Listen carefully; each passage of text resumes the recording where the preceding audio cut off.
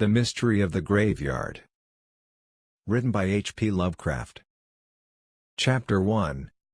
The Burns Tomb.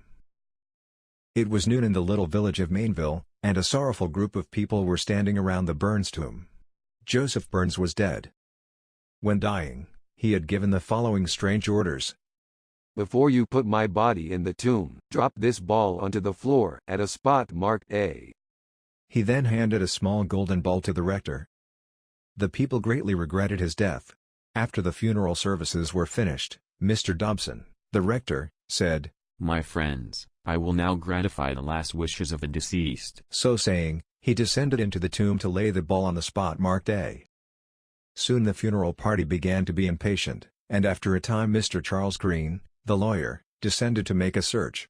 Soon he came up with a frightened face, and said, "Mr. Dobson is not there." Chapter 2. Mysterious Mr. Bell. It was 3:10 in the afternoon when the doorbell of the Dobson mansion rang loudly, and the servant on going to the door, found an elderly man, with black hair, and side whiskers. He asked to see Miss Dobson. Upon arriving in her presence he said, "Miss Dobson, I know where your father is, and for £10,000 I will restore him. My name is Mr. Bell." "Mr. Bell," said Miss Dobson. "will you excuse me from the room a moment?" "Certainly," replied Mr. Bell. In a short time she returned, and said, "Mr. Bell, I understand you. You have abducted my father, and hold him for a ransom." Chapter 3. At the police station. It was 3:20 in the afternoon when the telephone bell at the North End police station rang furiously, and Gibson, the telephone man, inquired what was the matter. "I have found out about father's disappearance," a woman's voice said. "I'm Miss Dobson, and father has been abducted. Send King John." King John was a famous Western detective. Just then a man rushed in, and shouted, "Oh, terrors! Come to the graveyard!" Chapter 4. The West Window. Now let us return to the Dobson mansion. Mr. Bell was rather taken aback by Miss Dobson's plain speaking, but when he recovered his speech he said, "Don't put it quite so plain, Miss Dobson, for I—" He was interrupted by the entrance of King John, who with a brace of revolvers in his hands, barred all egress by the doorway. But quicker than thought, Bell sprang to a west window and jumped.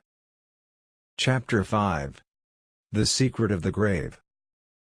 Now let us return to the station house. After the excited visitor had calmed somewhat, he could tell his story straighter.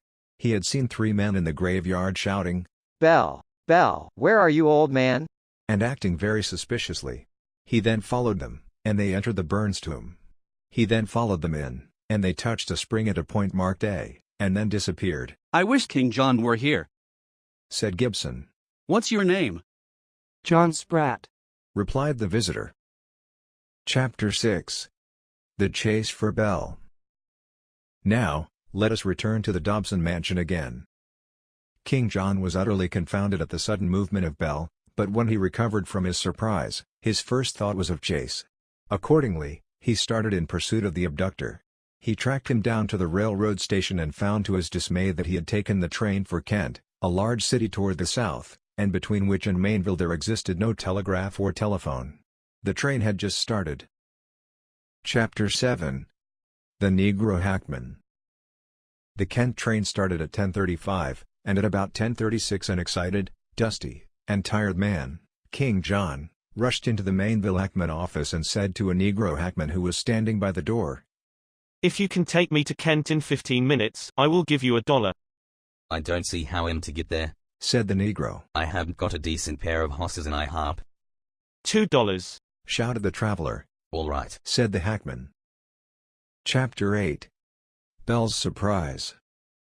It was 11 o'clock at Kent. All of the stores were closed but one, a dingy, dirty little shop, down at the West End. It lay between Kent Harbor and the Kent and Mainville Railroad. In the front room a shabbily dressed person of doubtful age was conversing with a middle-aged woman with gray hair. He said, Bell will arrive at 11:30, and the carriage is ready to take him down to the wharf, where a ship for Africa sails tonight. I have agreed to do the job. Lindy. But if King John were to come? queried Lindy. Then we'd get nabbed, and Bell would be hung, replied the man. Just then a rap sounded at the door. Are you Bell? inquired Lindy. Yes, Was the response. I caught the 10:35 and King John got left. So we are all right. At 11:40 the party reached the landing, and saw a ship loom up in the darkness. The Khedive of Africa was painted on the hull, and just as they were to step on board, a man stepped forward in the darkness and said, John Bell, I arrest you in the Queen's name. It was King John. Chapter 9. The Trial. The day of the trial had arrived, and a crowd of people had gathered around the little grove, which served for a courthouse in summer, to hear the trial of John Bell on the charge of kidnapping. Mr. Bell, Said the judge. what is the secret of the Burns tomb? I will tell you this much. Said Bell. If you go into the tomb, and touch a certain spot marked A, you will find out. Now, where is Mr. Dobson?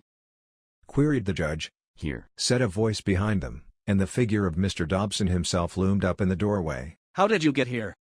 Was chorused. 'Tis a long story. Said Dobson. Chapter 10. Dobson's Story. When I went down into the tomb, Said Dobson. everything was darkness, I could see nothing. But finally I discerned the letter A, printed in white on the onyx floor. I dropped the ball on the letter, and immediately a trapdoor opened and a man sprang up.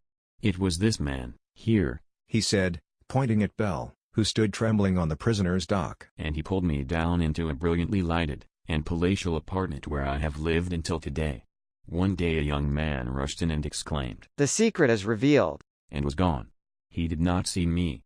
Once Bell left his key behind, and I took the impression in wax, and the next day was spent in filing keys to fit the lock. The next day my key fitted. And the next day, which is today, I escaped. Chapter 11. The Mystery Unveiled. Why did the late J. Burns ask you to put the ball there? Queried the judge. To get me into trouble. Replied Dobson. He, and Francis Burns, his brother, have plotted against me for years, and I knew not in what way they would harm me. Seize Francis Burns. Yelled the judge. Chapter 12. Conclusion. Francis Burns and John Bell were sent to prison for life. Mr. Dobson was cordially welcomed by his daughter, who, by the way, had become Mrs. King John. Lindy and her accomplice were sent to Newgate for 30 days, as aiders and abettors of a criminal escape.